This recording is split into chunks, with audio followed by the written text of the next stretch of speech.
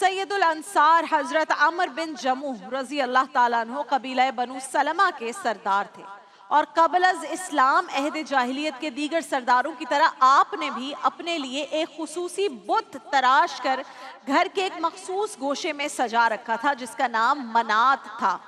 आपने उसे आला किस्म की लकड़ी से तैयार करवाया था और उसे हर वक्त खुशबू में बसाए रखने के लिए आला किस्म के अतर भी उस पर छिड़का करते थे और अपनी हाजात पूरी करने के लिए उसी की परस्तिश किया करते थे। अलबत्ता हजरत अमर बिन जमू की ज़ौजा हजरत हिंद बिनते अमर बिन हराम रजी अल्लाह ताला अन्हा और तीनों बेटे उनकी इस आदत से बड़े बेजार रहा करते थे, क्योंकि वो हल्का बगोशे इस्लाम हो चुके थे, मगर ये हकीकत अभी हजरत अमर बिन जमू से पोशीदा रखी हुई थी, उनको बता नहीं रहे थे, क्योंकि वो नहीं चाहते थे कि घर का माहौल ख़राब हो।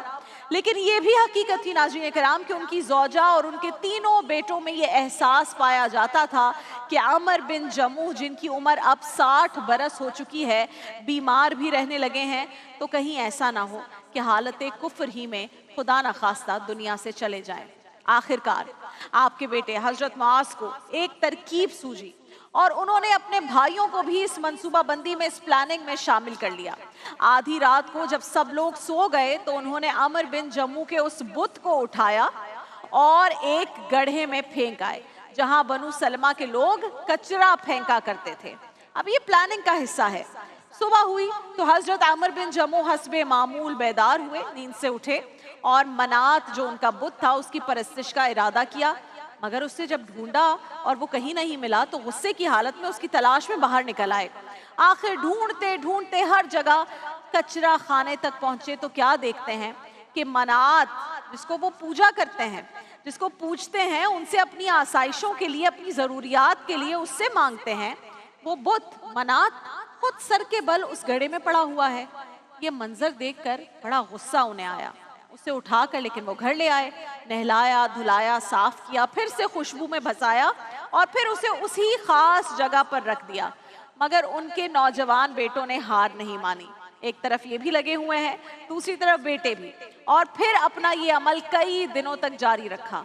उधर बाप का भी ये रोजाना का मामूल बन गया कि वो सुबह उठते थे, रूटीन बन गई कि सुबह उठकर जब बुत को गायब पाते थे तो कचरे के ढेर से दोबारा उठाकर लाते थे और फिर से ताक में सजा देते। मगर अब एक नई बात हुई और अब वो ये सोच रहे थे कि ये कैसा खुदा है, यानी जो प्लानिंग थी वो काम कर रही थी, तो उन्हें सोचने पे मजबूर किया कि ये कैसा खुदा है जो खुद अपनी हिफाजत नहीं कर सकता।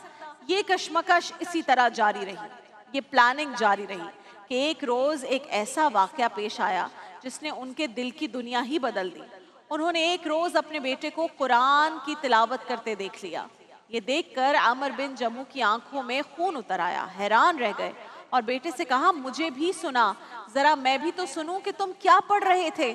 उनकी ज़ौजा तो गोया इसी इंतजार में थी, वेट कर रहे थे कि कब ये इसकी तरफ अट्रैक्ट होंगे, और एक दफा अट्रैक्ट हो गए तो फिर इंशाल्लाह ये भी राह रास्त पर आ जाएंगे।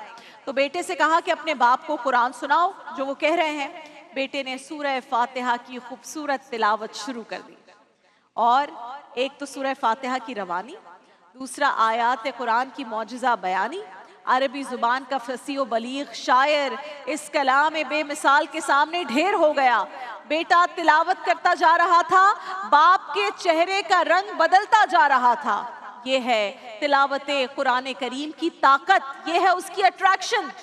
तिलावत खत्म हुई तो अमर बिन जमू पुकार उठे, ये तो किसी बंदे का कलाम नहीं, ये यकीनन खुदावंद का कलाम है। बेटे ने लोहा गर्म देखा तो फौरन एक और चोट लगाई कि आप ही हैं जो एक गूंगे बहरे खुदा से दिल लगाए बैठे हैं। पूरा मदीना तो मोहम्मद अरबी की बैत कर चुका है। मैं तो कहता हूँ आपको भी अब देर नहीं करनी चाहिए, अब किस्मत बदलने का लम्हा आ गया है। अमर बिन जमू सोच में पड़ गए, कहने लगे, अच्छा फिर सुबह तक इंतजार करो। रात को वो मनात के पास आए, उस बुत को वो पूछते थे, अपनी तलवार उसकी गर्दन में लटका दी और कहने लगे, ए मनात, मैंने ये तलवार तुझे दे दी है, ऐसा कर कि अब तू खुद ही अपना दिफा करना। यानी अब कोई उठाने आए और कचरे में फेंकने आए, तू खुद अपना दिफा करना, मैं अपनी तलवार तुझे देता हूँ। बेटों ने मनात से बाप की ये खुद कलामी सुन ली थी।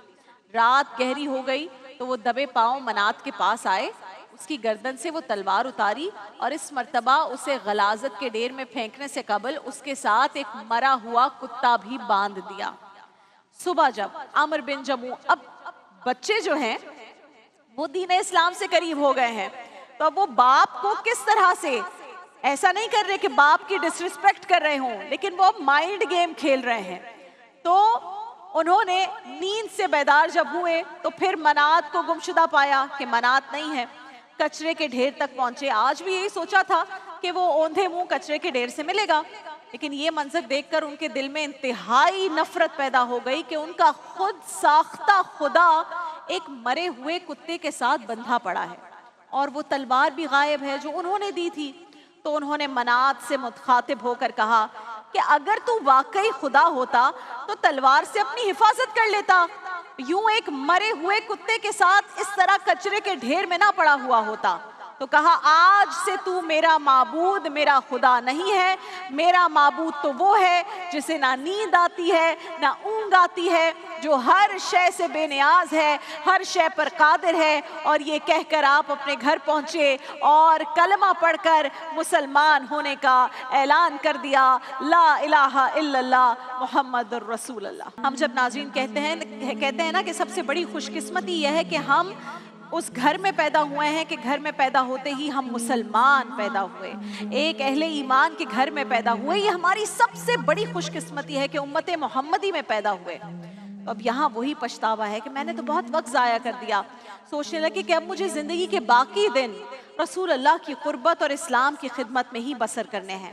آپ کی ایک ٹانگ میں بتایا جاتا ہے کہ بچپن سے ہی لنگ تھا، لیکن اس کے باوجود روزانہ بارگاہ نبوی میں حاضری آپ ضرور دیا کرتے تھے۔ جب غزوہ بدر کا معرکہ پیش آیا تو رسول اللہ نے انہیں ٹانگ کی اس معذوری کی وجہ سے جہاد میں شرکت کی اجازت نہیں دی، لیکن جب غزوہ احد کا وقت آیا تو آپ کا جذبہ جہاد اور شوق شہادت اپنے عروج پر تھا۔ جب جہاد کے لیے روانگی کا وقت آیا تو حضرت عمرو بن جموح نے اپنی زوجہ کو الوداع کہا اور پھر اپنے ہاتھ اٹھا کر یہ دعا مانگی، جس کے الفاظ یہ تھے کہ یا اللہ مجھے شہادت نصیب کرنا اور مجھے اہل و عیال کی طرف واپس نہ لوٹانا۔ اور پھر آپ نے لوہے کی زرہ پہنی، تلوار ہاتھ میں لے کر اپنے جوان بیٹوں کے ساتھ اس شان سے میدان جنگ کو روانہ ہوئے کہ جو بھی دیکھتا وہ آپ کے جذبہ ایمان کی تعریف کیے بغیر نہ رہتا۔ احد میں پہنچ کر جب آپ کی نگاہ رسول اللہ صلی اللہ علیہ وآلہ وسلم پر پڑی تو لنگڑاتی ہوئی ٹانگ سے خود کو گھسیٹتے ہوئے بے اختیار آپ کی جانب بڑھے اور عرض کی یا رسول اللہ میں بھی آ گیا ہوں اور اپنے بیٹوں کو بھی ساتھ لایا ہوں۔ رسول اللہ نے فرمایا وہ تو ٹھیک ہے عمر، مگر تم نے زرہ کیوں پہنی ہے؟ عرض کیا حضور مجھے بھی تو جہاد پہ جانا ہے۔ حضور نے فرمایا تمہارے بیٹے جہاد پر جا رہے ہیں، تمہاری ٹانگ میں تکلیف ہے، تم ایسا کرو کہ گھر میں رک جاؤ۔ یہ سنا تو عاشق رسول اشکبار ہو گیا، عرض کی یا رسول اللہ کیا لنگڑے جنت میں نہیں جا سکتے؟ نبی پاک نے غلام کی یہ بات سنی تو فرمایا کیوں نہیں، جنت تو تمہارا انتظار کر رہی ہے۔ تو عرض کی حضور تو بس پھر جہاد کی اجازت دے دیجئے، جیسے میں لنگڑاتا ہوا یہاں تک پہنچا ہوں جنت میں بھی اسی طرح حاضر ہو جاؤں گا۔ ان کے اس جذبے کو دیکھ کر رسول اللہ نے انہیں جہاد کی اجازت دے دی۔ پھر جب جنگ شروع ہوئی تو چشم فلک نے وہ منظر بھی دیکھا کہ رسول اللہ کا یہ بوڑھا اور معذور غلام، یہ بوڑھا اور معذور عاشق رسول اپنی ایک ٹانگ کے سہارے چوکڑیاں بھرتا ہوا تیزی سے آگے بڑھ رہا ہے اور آگے بڑھ کر دشمن پر وار کر رہا ہے، اور ان کے ہمراہ ان کا نوجوان بیٹا خلاد بھی بہادری سے لڑ رہا ہے، یہاں تک کہ دونوں باپ بیٹے لڑتے لڑتے یک کے بعد دیگرے جام شہادت نوش فرما گئے۔ اِنَّا لِلَّهِ وَإِنَّا إِلَيْهِ راجعون۔